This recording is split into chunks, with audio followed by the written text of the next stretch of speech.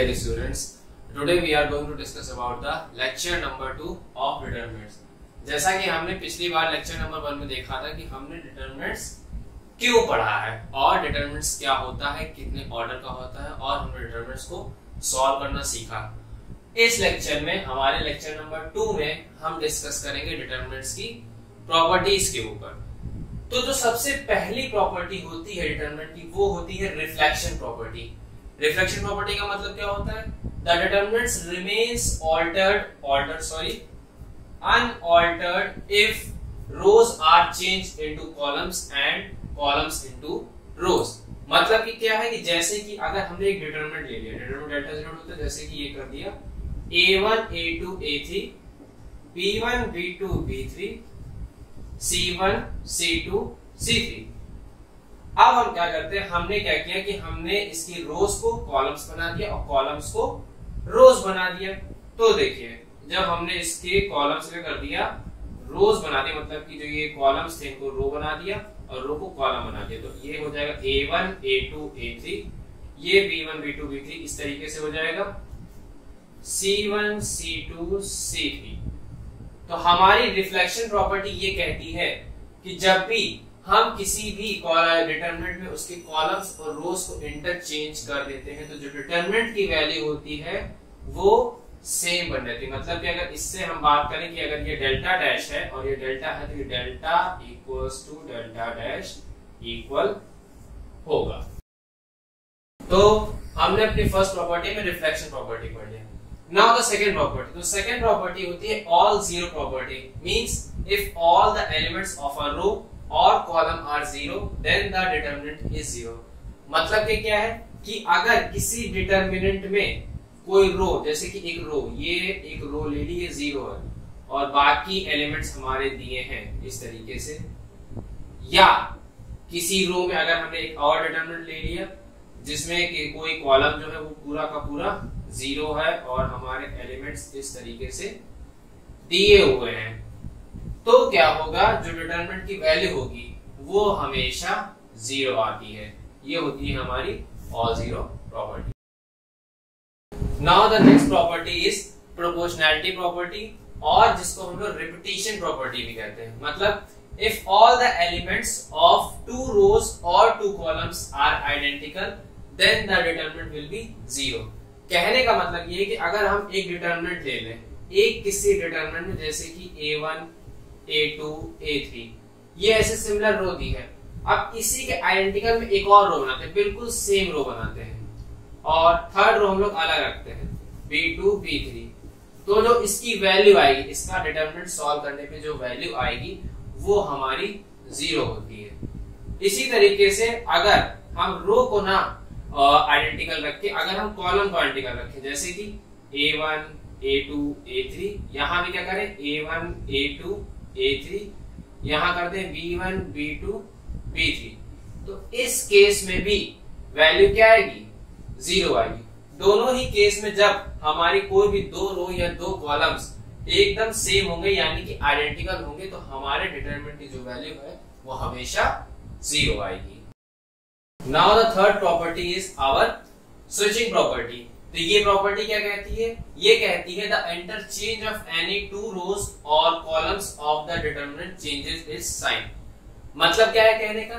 मतलब सिंपल है बिल्कुल कि अगर कोई भी डिटरमिनेंट में हम किन्हीं भी दो रोज या किन्हीं भी दो कॉलम्स को अगर ऊपर नीचे कर देते हैं या दाएं बाएं कर देते हैं, तो उसका साइन चेंज होता है। साइन मतलब कि अगर जैसे कि वैल्यू +5 आ रही है तो -5 आ जाएगी, या अगर -5 आ रही है तो +5 आ जाएगी। जैसे कि एक डिटरमिनेंट लेते हैं हम लोग, डिटरमिनेंट लिया हमने a1 a2 a3 b1 b2 b3 c1 c2 c3।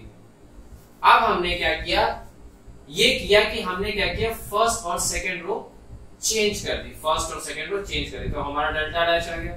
जब फर्स्ट और सेकंड रो इंटरचेंज करें तो ये बन गया b1 b2 b3, ये बन गया a1 a2 a3, ये हो गया c1 c2 c3। तो इसको सॉल्व करने पे जो वैल्यू आएगी वो इसी के सिमिलर में होगी, बस उसका साइन अलग होगा। समझ में आ गया? अब क्या है कि अगर अगर हम क्या करें कि यही काम एक और बार कर दें, हमने जैसे कि एक बार यहां से क्या किया, दो रोज को फर्स्ट रो 1 और रो 2 क्या कर दिया, आपस में इंटरचेंज कर दिया।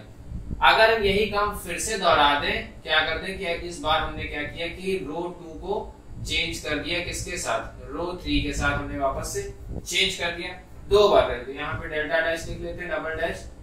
यहाँ क्या आ जाएगा, इसको इसका चेंज कर, ये हो गया C1 C2 C3 A1 A2 A3 B1 B2 B3। तब क्या आएगा, अब इसकी वैल्यू तो माइनस डेल थी, तो एक और माइनस फिर से आएगा extra, minus of minus del, तो वैल्यू क्या आ जाएगी, डेल। मतलब कि अगर यही प्रोसेस इंटरचेंजिंग का प्रोसेस अगर हम एक से ज्यादा बार करते हैं तो उतनी बार माइनस आता जाएगा। अगर एक बार किया तो एक बार माइनस आएगा, एक और बार किया तो दो बार माइनस आएगा, तीन बार माइनस। तो ये डिपेंड करेगा हमारे इंटरचेंजिंग पर डिपेंड करेगा। इसी तरीके से जिस तरीके से हम रोज को इंटरचेंज करके वैल्यूज को निकाल सकते हैं, उसी तरीके से हम कॉलम्स को भी इंटरचेंज कर सकते हैं। जैसे कि डेल्टा इक्वल्स टू हमने एक लिया A1 A2 A3 B1 B2 B3 C1 C2 C3। इसमें हम क्या कर रहे हैं, इसमें हमने कोशिश की कि हम कर देंगे कॉलम 1 और कॉलम 2 को इंटरचेंज कर देंगे। कॉलम 1 ये है, कॉलम 2 ये है, तो हमने क्या किया, इसको इंटरचेंज कर दिया। तो ये हो जाएगा A2 B2 C2 A1 B1 C1 A3 B3 C3। तो जब इसकी वैल्यू निकालेंगे तो इसकी वैल्यू भी माइनस डेल आएगी। तो इस ऑपरेशन को, स्विचिंग प्रॉपर्टी को अगर हम किसी भी रोज या कॉलम्स पे, किन्हीं भी दो रोज या कॉलम्स पे अगर हम अप्लाई करते हैं तो जो डिटरमिनेंट की वैल्यू आती है उसमें वैल्यू में फर्क नहीं आता है, जो चीज बदलती है वो सिर्फ हमारा साइन होता है। Now the next property is scalar multiple property. ये क्या कहती है, if all the elements of a row or column of a determinant are multiplied by a non-zero constant, then the determinant gets multiplied by the same constant। कहने का क्या मतलब है, कहने का सिंपल मतलब है कि अगर हम एक डिटरमिनेंट ले लेते हैं A1 A2 A3 B1 B2 B3 C1 C2 C3 जिसकी वैल्यू डेल है, उसी तरीके से एक नेक्स्ट डिटरमिनेंट ले लेते हैं डेल डैश, और इसमें मान लो कि दूसरी रो को किसी हमने नॉन जीरो कांस्टेंट कोई भी रियल नंबर हो सकता है एक्सेप्ट जीरो, किसी भी non zero constant alpha belongs to real number और alpha should not equal to zero, कुछ भी ले सकते हैं। तो हमने क्या किया कि इसको मल्टीप्लाई कर दिया, सेकेंड रो से मल्टीप्लाई कर दिया, तो A1 A2 A3 और क्या हो जाएगा alpha B1 alpha B2 alpha B3 C1 C2 और C3। तो हमारी प्रॉपर्टी ये कहती है कि अगर कोई भी डिटरमिनेंट में कोई भी रो या कोई भी कॉलम अगर किसी भी नॉन जीरो कांस्टेंट से मल्टीप्लाई होता है तो जो होल डिटरमिनेंट की वैल्यू होती है किससे, नॉन जीरो मल्टीप्लाई होने से पहले वो क्या होती है, वो उसी नॉन जीरो का टाइम्स होती है। मींस कि जो ये सेम डिटरमिनेंट ये है, इसमें डिफरेंस क्या है, हमारा डिफरेंस सिर्फ अल्फा का है और इसकी वैल्यू डेल्टा आएगी। तो अगर डेल डैश की वैल्यू निकालेंगे तो डेल डैश की वैल्यू आएगी अल्फा डेल्टा, ये हमारी आएगी डेल डैश की वैल्यू। यही काम हम रो के साथ भी कर सकते हैं। अगर किसी पर्टिकुलर रो को हमने क्या कर दिया, उसमें अल्फा या बीटा का मल्टीप्लिकेशन कर दिया, तब भी हमारा जो डिटरमिनेंट होगा वो अल्फा या बीटा टाइम्स हो जाएगा। तो नेक्स्ट प्रॉपर्टी जो है वो हमारी सम प्रॉपर्टी है। सम प्रॉपर्टी क्या कहती है कि अगर कोई भी डिटरमिनेंट्स, जैसे कि हम एक रो या एक कॉलम, जैसे कि इस कॉलम को ले लेते हैं, तो इस कॉलम में क्या है कि दो एलिमेंट्स लिखे in the form of additions लिखे हैं। तो सम प्रॉपर्टी ये कहती है कि अगर कोई भी रो या कोई भी कॉलम में अगर इस टाइप से नोटेशन लिखा होता है एडिशन, अगर ये सब्ट्रैक्शन के साथ भी होता है तब भी हम सम प्रॉपर्टी का यूज कर सकते हैं। तो अगर किसी भी रो या कॉलम में अगर इस तरीके से लिखा होता है तो वो कई सारे डिटरमिनेंट्स में स्प्लिट होता है। अब कितने डिटरमिनेंट्स में स्प्लिट होगा ये चीज डिपेंड करती है यहाँ पे कितने एलिमेंट्स हैं। अब जैसे कि यहाँ पे दो एलिमेंट्स लिखा है तो ये दो डिटरमिनेंट्स में स्प्लिट होगा। अभी अगर यहाँ पे A1 plus B1 plus something even type लिखा होता तो ये तीन अलग अलग डिटरमिनेंट्स में स्प्लिट होता। कैसे स्प्लिट होता, पहला जो डिटरमिनेंट है वो बनता A1 A2 A1 A2 A3 C1 C2 C3 D1 D2 D3 और जो अगला डिटरमिनेंट बनेगा वो इसी के साथ एडिशन में बनेगा b1 b2 b3 c1 c2 c3 d1 d2 d3। तो इस तरीके से हमारी जो सम प्रॉपर्टी होती है स्प्लिट होती है। अभी यहाँ पे प्लस की जगह अगर माइनस होता है, यहाँ पे माइनस होता है, यहाँ माइनस होता है, तो कुछ नहीं चेंज होता, बस एक माइनस यहाँ पे आ जाता है। इस प्रॉपर्टी का हम यूज इसलिए करते हैं क्योंकि इसमें वैल्यू निकालना ज्यादा आसान होता है, और जब हम आगे जब हम क्वेश्चंस करेंगे डिटरमिनेंट्स को, जब हमें आ जाता है कि बिना एक्सपेंशन के उसकी वैल्यू को सॉल्व करें, तब ये प्रॉपर्टी काफी यूज में हमारे आती है। Our next property is property of invariance। यह कहती है कि a determinant is remain unaltered under the operation of Ci, where Ci goes to Ci plus minus alpha Ck plus minus beta Ck। मतलब कि अगर किसी भी डिटरमिनेंट में एक पर्टिकुलर हमने जैसे कि कॉलम चुना और वो डिटरमिनेंट जो है 3 का, मैंने एक एग्जांपल लिया है, ये जो डिटरमिनेंट है ये हमारा 3/3 का डिटरमिनेंट के लिए है। कोई हम किसी भी डिटरमिनेंट में ये प्रॉपर्टी लगा सकते हैं, भले वो डिटरमिनेंट 2/2 का हो, 4/4 का हो, 5/5 का हो, 6/6 का, जितना बड़ा हो कोई मैटर नहीं करता है। हमने यहाँ पे एग्जांपल लिया है 3/3 के डिटरमिनेंट का। अगर हम कोई भी कॉलम को चुनते हैं तो हम किसी भी कॉलम को ऑल्टर कर सकते हैं, यानी कि बदल सकते हैं with the help of other columns. जैसे कि हम कॉलम 2 या कॉलम 3 की मदद से अगर कॉलम को बदलना चाहें तो एडिशन, सब्ट्रैक्शन और कुछ नॉन जीरो कांस्टेंट का यूज करके बदल सकते हैं। तो जो हमारे डिटरमिनेंट की वैल्यू होगी वो चेंज नहीं होती है, ये प्रॉपर्टी ये कहती है। यही सेम का हम रो के साथ भी कर सकते हैं। किसी भी पर्टिकुलर रो को बाकी की 2 रो या 3 रो जितना बड़ा डिटरमिनेंट है उसके हिसाब से हम ऑल्टर कर सकते हैं with the use of these non zero constants. जैसे कि फॉर एग्जांपल अगर हम एक डिटरमिनेंट ले लें, हमने एक डिटरमिनेंट अजम्पशन में ले लिया a1 a2 a3 b1 b2 b3 c1 c2 c3। अब हमने इसमें सोचा कि हम इसमें एक ऑपरेशन लगाएंगे, r1 पे एक ऑपरेशन लगाएंगे जो कि होगा r1 plus 2 r2 plus 3 r3। ये ऑपरेशन हमने इसके मदद का यूज करके लगाया, इसी के रो वाले का, कि इसमें ये r1 रखा है प्लस अल्फा की जगह हमने 2 यूज किया है, r2 रखा है प्लस बीटा की जगह 3 यूज किया है, r की जगह r3 3। तो अगर डेल्टा की इसमें वैल्यू देखी जाए तो अगर हम इसमें वैल्यू देखेंगे तो क्या आ जाएगी, a1, ये अगर r1 को हम ट्रांसफॉर्म करेंगे तो देखो r1 बन जाएगी, पहली रो 1 जो है वो a1 a2 3 से चेंज होके बन जाएगी a1 प्लस 2 r2, मतलब कि r2 का एलिमेंट लेंगे तो r2 का पहला एलिमेंट क्या है 2 b1, क्योंकि जो एलिमेंट यहाँ पे पहला यूज हुआ वही एलिमेंट के नीचे का एलिमेंट यूज हुआ, कोई अदर एलिमेंट यूज नहीं आएगा। तो a1 plus 2 b1 plus r3 का पहला एलिमेंट प्लस 3 c1, और बाकी की जो कॉलम्स हैं वो क्या रहेंगे, सेम बने रहेंगे। समझ में आ गया? बाकी के जो कॉलम्स हैं वो हमारे क्या रहेंगे, सेम बने रहेंगे। a2 को भी हम इसी रो में चेंज कर लेते हैं, a2 को भी हम चेंज कर लेते हैं, तो a2 को भी यहीं पे चेंज कर लेते हैं, तो a2 प्लस 2b2 चेंज हो गया प्लस 3c2। a3 को भी हम यही चेंज कर लेते हैं, तो a3 प्लस ये हो जाएगा हमारा 2b3 प्लस 3c3। तो हमने क्या किया है, इसी में ही पूरी रो को ऑल्टर कर लिया है। बाकी की जो रोज हैं b1 b2 b3 जो सेकेंड रो है और जो हमारी थर्ड रो है वो क्या रहेंगी, अनचेंज रहेंगी, वो हमारी चेंज नहीं होंगी। समझ में आ गया सभी को? Our next property is factor property। Factor property क्या कहती है, if a determinant delta becomes 0 when we put x equal to alpha then x minus alpha is factor of determinant। क्या मतलब है इसका?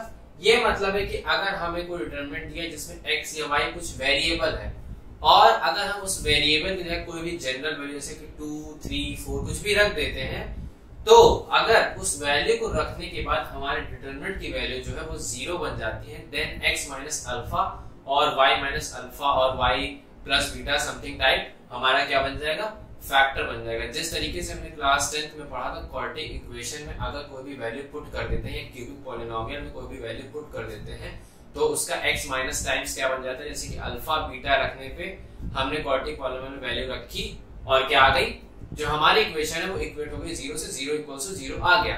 तो x minus alpha x minus beta हमारा वहां फैक्टर बनता था। बिल्कुल सेम वे में भी यहाँ पे भी है कि अगर किसी डिटरमिनेंट में कोई भी नॉन जीरो कांस्टेंट को रखने पे अगर हमारा जो डिटरमिनेंट की वैल्यू है वो जीरो बन जाए तो जो हमारा x माइनस अल्फा है वो फैक्टर होगा किसका, हमारे डिटरमिनेंट का फैक्टर होगा। जैसे कि अगर हमने कोई डिटरमिनेंट लिया जिसमें जैसे कि ऐसे रखा x,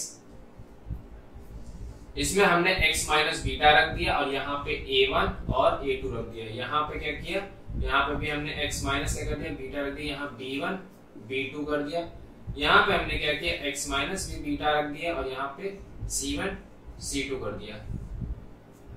अब अगर हम इसमें x इक्वल्स टू बीटा रख देंगे, अगर हम इसमें x इक्वल्स टू बीटा रख देंगे तो बीटा माइनस बीटा जीरो हो जाएगा, बीटा माइनस बीटा जीरो हो जाएगा और बीटा माइनस बीटा क्या हो जाएगा, जीरो हो जाएगा। तो पूरा हमारा एक कॉलम जो है, पूरा हमारा जो एक कॉलम है वो क्या हो जाएगा, जीरो बन जाएगा। जो पूरा हमारा एक कॉलम है जीरो बन जाएगा। अभी हमने थोड़ी देर पहले एक प्रॉपर्टी पढ़ी थी कि अगर बीटा रखने, कोई भी वैल्यू रखने पे अगर कोई भी कॉलम जो है वो जीरो आ जाता है तो पूरे डिटरमिनेंट की जो वैल्यू होती है वो क्या हो जाती है, जीरो हो जाती है। तो हमारा ये जीरो किस वजह से बना, तब ये हमारा जीरो बनेगा जब x इक्वल टू बीटा हम क्या करेंगे, इस इक्वेशन में पुट करेंगे। और अगर हमने x इक्वल टू बीटा इस इक्वेशन में पुट किया और तो हमारा आंसर आ गया, जीरो आ गया।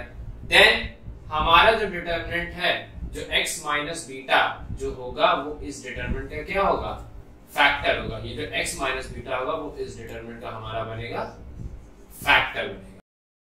Then the next property is, ninth property जो हम लोग की है वो है हमारी ट्रायंगल प्रॉपर्टी है। ट्रायंगल प्रॉपर्टी क्या कहती है कि if all the elements of a determinant above or below the main diagonal consist of zeros, then the determinant is equal to the product of the diagonal elements। मतलब कि अगर हमारा जो भी हमारा डिटरमिनेंट है, जैसे कि हमारा ये डिटरमिनेंट है, अब डिटरमिनेंट के जो मेन डायगोनल होता है, मेन डायगोनल जो भी होता है, अगर इसमें above, below या above जो एलिमेंट्स हैं वो क्या हो गए, हमारे जीरो हो गए या जीरो बचे। जैसे कि पहला केस लेते हैं, a1 a2 a3, यहाँ पे हमने b1 कर लिया, यहाँ b2 कर लिया और यहाँ पे c1 कर लिया। इसके हमने जो ऊपर के एलिमेंट्स है वो हमने क्या किए, जीरो रखे। हमने जो ऊपर के एलिमेंट्स है वो क्या किए, हमने जीरो रखे। तो जो इस डिटरमिनेंट की वैल्यू आएगी वो सिंपली क्या करते हैं, हम सिंपली निकाल सकते हैं इसके एलिमेंट, डायगोनल एलिमेंट्स को मल्टीप्लाई करके। जैसे कि a1 b1 c1, किसी भी डिटरमिनेंट में अगर हमने क्या किया कि कोई भी डिटरमिनेंट है, हमने उसको सपोज किया और उसमें अगर मेन डायगोनल के ऊपर या नीचे हमने किसी भी एक जगह पे बाकी के एलिमेंट जीरो रखे तो जो हमारे डिटरमिनेंट की वैल्यू आएगी वो डायरेक्टली मल्टीप्लाई करके आएगी किसको, डायगोनल एलिमेंट्स के प्रोडक्ट को करके हमारे डिटरमिनेंट की वैल्यू ऑब्टेन हो जाएगी। यही काम हम नीचे वाले के साथ भी कर सकते हैं। जैसे कि हमने इस बार इस तरीके से लिखा a1 b1 c1, यहाँ पे a2 a3 लिख दिया और यहाँ पे b2 लिख दिया। यहाँ पे हमने a2 a3 लिख दिया और यहाँ पे हमने b2 लिख दिया। यहाँ जीरो, यहाँ जीरो, यहाँ जीरो। तो इस केस में भी क्या है, हमारा मेन डायगोनल है ये। तो इस मेन डायगोनल के नीचे के एलिमेंट्स क्या है, सारे के सारे जीरो है। इस केस में जो मेन डायगोनल था इसके ऊपर के एलिमेंट सारे जीरो थे, यहाँ पे नीचे के एलिमेंट्स क्या है, सारे के सारे जीरो है। तो अगर इस केस में भी हमें डिटरमिनेंट की वैल्यू क्या करनी हो, फाइंड आउट करनी हो, तो हम उस वैल्यू को डायरेक्टली फाइंड आउट कर सकते हैं। क्या करके, मल्टीप्लाई करके हमारे मेन डायगोनल के एलिमेंट्स को मल्टीप्लाई करके हम डिटरमिनेंट की वैल्यू फाइंड आउट कर सकते हैं।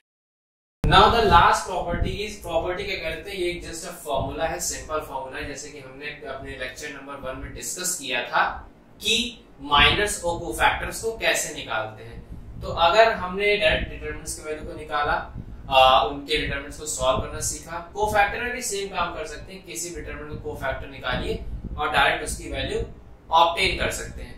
लेकिन अगर हमने डिटरमिनेंट की, मान लो हमें कोई डिटरमिनेंट दिया हुआ है और उस डिटरमिनेंट की हमने वैल्यू को क्या कर लिया, फाइंड आउट कर लिया, उसके बाद हमें क्वेश्चन ने बोला कि हमें कोफैक्टर भी निकालना है, तो हमने डिटरमिनेंट कोफैक्टर को भी क्या कर लिया, बना लिया। अब हमें कोफैक्टर की वैल्यू को भी क्या करना है, फाइंड आउट करना है। तो पहला तरीका तो ये है कि आप क्या कीजिए कि डायरेक्टली जैसे कि डिटरमिनेंट को हम सॉल्व करते हैं उसी तरीके से हम कोफैक्टर को भी क्या कर दें, सॉल्व कर दें।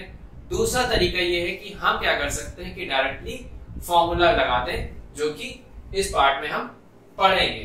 तो जैसा कि कर सकते हैं, हमने कि एक डिटरमिनेंट को अजम्पशन में लिया, एक डिटरमिनेंट हमने ले लिया 3/3 का ही ले लेते हैं डिटरमिनेंट, जैसे कि a11 a12 a13 a21 a22 a23 और यहाँ पे लेते हैं a31 a32 और a33। इसकी जो डिटरमिनेंट वैल्यू है वो डेल है। अब इसी डिटरमिनेंट की हम क्या कर देते हैं कि एक नया डिटरमिनेंट बनाते हैं जो कि क्या होगा, इसके कोफैक्टर की मदद से बनेगा। अब इसका कोफैक्टर क्या आएगा, C11 आएगा, इसका कोफैक्टर C12 C13, यहाँ पे आएगा C21 C22 C23, यहाँ पे आएगा C31 C32 और C33। तो ये क्या बन गया, हमने इस डिटरमिनेंट का कोफैक्टर फाइंड आउट कर लिया। तो अगर हमें इस डिटरमिनेंट की जैसे वैल्यू पता है, जैसे कि इस डिटरमिनेंट की वैल्यू हम मान लेते हैं थोड़ी देर के लिए हमारी डेल है और हमने कोफैक्टर को बनाया। अब हम इस कोफैक्टर को सॉल्व नहीं करना चाहते हैं, डायरेक्टली इसकी वैल्यू फाइंड आउट करना चाहते हैं। तो किसी भी डिटरमिनेंट से अगर कोफैक्टर में किसी भी हम डिटरमिनेंट को कन्वर्ट कर देते हैं तो जो उसकी वैल्यू आती है वो कुछ और नहीं होती है, बल्कि जो डिटरमिनेंट की वैल्यू आई होती है उसी का स्क्वायर होती है। कहने का मतलब ये है कि कोई भी डिटरमिनेंट, कोई भी कैसा भी डिटरमिनेंट हो, अगर हम उसके कोफैक्टर की मदद से एक नया डिटरमिनेंट फाउंड आउट करते हैं, फाइंड करते हैं, तो जो उसके डिटरमिनेंट की वैल्यू होगी वो जो हमने डिटरमिनेंट की वैल्यू निकाली है उसी का स्क्वायर होगी। अब यहाँ पे जो एलिमेंट्स हैं, जो Cij हैं, जो Cij यहाँ से फॉर्म होंगे, मतलब कि जो कोफैक्टर है वो हमारे कहीं और के नहीं है बल्कि हमारे डिटरमिनेंट के ही एलिमेंट से बनाया हुआ है। इसी डिटरमिनेंट की मदद से ये वाली हमारी कोफैक्टर की जो डिटरमिनेंट है वो वैल्यू बनाई गई है।